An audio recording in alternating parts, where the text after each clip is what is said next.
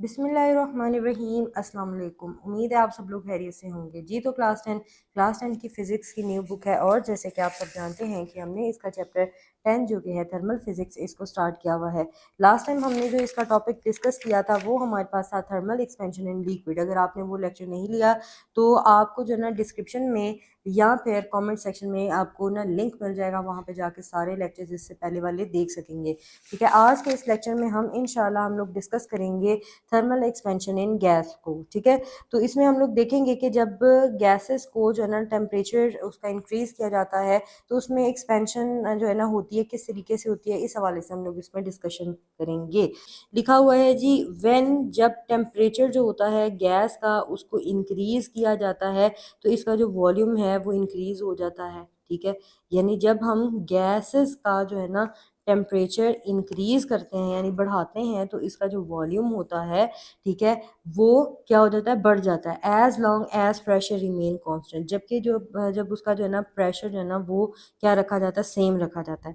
यानी जैसे आप सब जानते हैं कि जब हमने सॉलिड की बात करी थी तो हमने कहा था जो सॉलिड के पार्टिकल्स होते हैं ना वो टाइटली बाउंड होते हैं, लेकिन जैसे ही जो है ना उनको हीट प्रोवाइड की जाती है तो वो अपनी जगह से हिल जाते हैं, वाइब्रेट करना शुरू कर देते हैं, यानी उनमें भी मूवमेंट आ जाती है।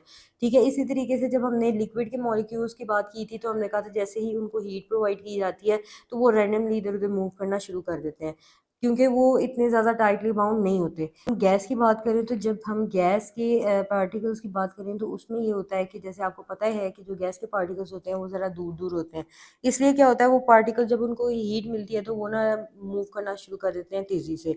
ठीक है, तो इसी तरीके से हमें बताया गया है कि जो गैस है जब उसका टेम्परेचर बढ़ेगा तो उसका वॉल्यूम जो है ना वो इंक्रीज़ हो जाएगा, जबकि जो है ना उसका प्रेशर जो है ना वो कांस्टेंट रहेगा।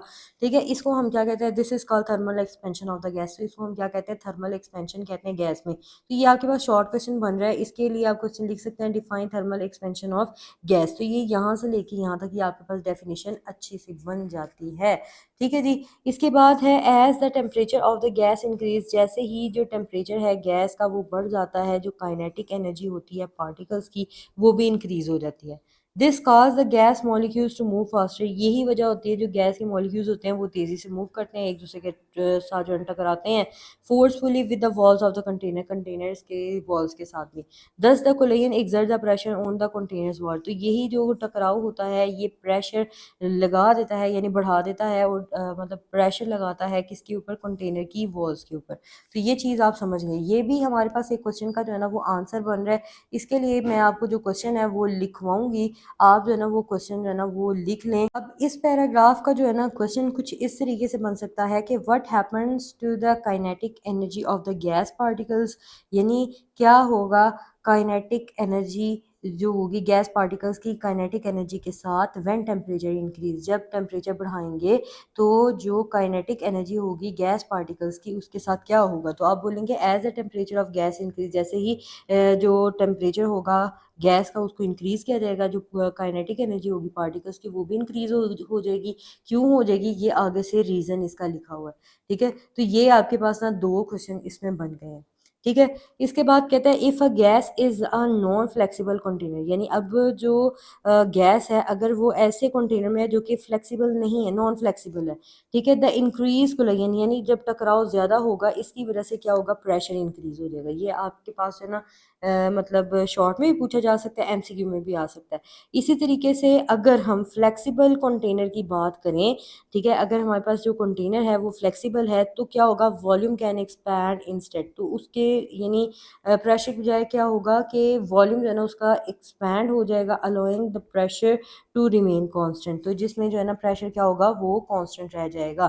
तो ये बिहेवियर जो है ना कहता है कि ये तकरीबन जो है ना चार्ल्स लॉ जो था हमारे पास उसके मुताबिक है कि उसमें क्या होता है कि विच स्टेट दैट जो यानी चार्ल्स लॉ था वो ये था कि that volume of the gas directly proportional to to temperature, to its temperature. यानी जो वॉल्यूम होता है गैस का वो डायरेक्टली प्रोपोर्शनल होता है इसके टेम्परेचर के। यानी वॉल्यूम गैस का जो वॉल्यूम है वो बढ़ जाएगा जैसे ही हम टेम्परेचर बढ़ाएंगे, टेम्परेचर कम करेंगे तो वॉल्यूम ऑफ गैस भी कम हो जाएगा। तो यानी ये दोनों क्या है, एक दूसरे के डायरेक्टली प्रोपोर्शनल हैं।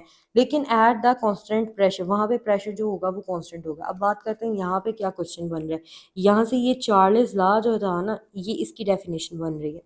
ठीक है जी। अब ये चार्ल्स लॉ की जो डेफिनेशन है वो ये है कि चार्ल्स लॉ ये बताता है कि हमारे पास जो वॉल्यूम ऑफ गैस होगा वो डायरेक्टली प्रोपोर्शनल है इस टेम्परेचर के, जबकि प्रेशर जो होगा वो कांस्टेंट होगा। यानी टेम्परेचर बढ़ाएंगे और वॉल्यूम बढ़ जाएगा, वॉल्यूम बढ़ाएंगे तो टेम्परेचर बढ़ जाएगा। यानी इस तरीके से ये दोनों चीज़ें आपस में डायरेक्टली प्रोपोर्शनल हैं, लेकिन इनका जो प्रेशर है वो कांस्टेंट है। तो ये चार्ल्स लॉ की डेफिनेशन हो जाएगी।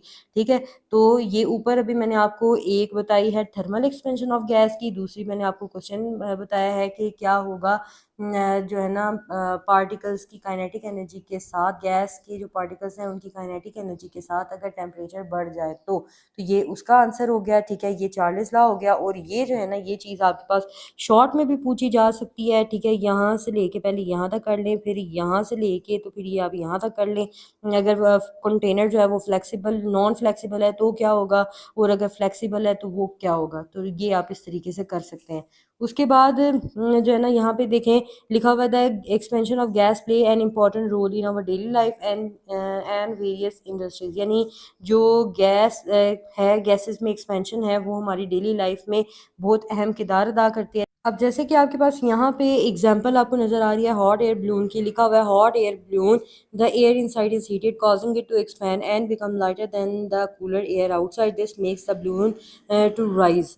इसका क्या मतलब है, कहता है जब गुब्बारे के अंदर जो है ना गर्म हवा भरी जाती है तो गुब्बारे के अंदर की हवा जो है ना वो गर्म हो जाती है। गर्म होने की वजह से हवा जो है ना वो फैलती है और हल्की हो जाती है।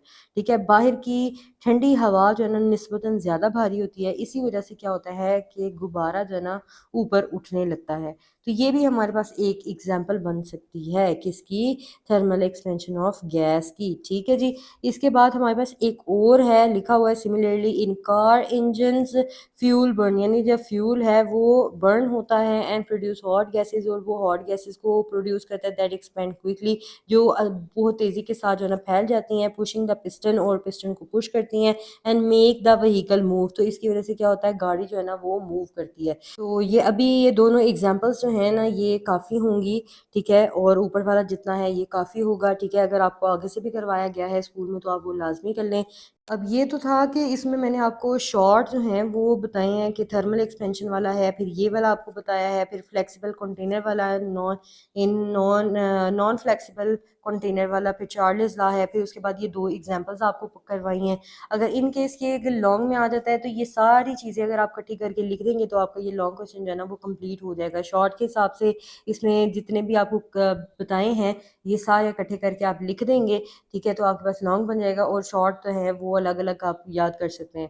ठीक है, तो मुझे उम्मीद है कि आपको ये बहुत अच्छे से टॉपिक समझ आया होगा। अगर कोई क्वेश्चन है तो आप नीचे कमेंट सेक्शन में पूछ सकते हैं। ठीक है, so thank you so much for watching, keep learning, keep sharing, see you next video, take care and अल्लाह हाफिज़।